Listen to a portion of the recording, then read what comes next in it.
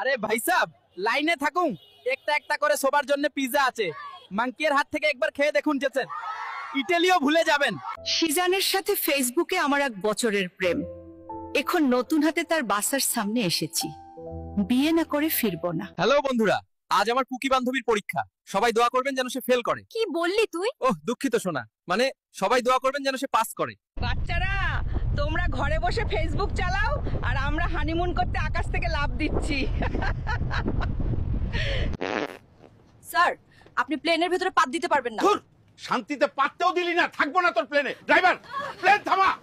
যারা মদ খায় তাদের উদ্দেশ্যে কিছু বলবেন। তাদের উদ্দেশ্যে বলবো, মদ খাওয়ার সময় যেন বরফ মিশিয়ে খাই। স্যার, প্লেনের ভেতরে আপনি ধূমপান করতে পারেন না। কি বললে? প্লেনে বিরিয়ানিও খেতে পারবো না, শান্তিতে একটা ভিডিও টানতে পারবো না। এটা প্লেন না, জেলখানা।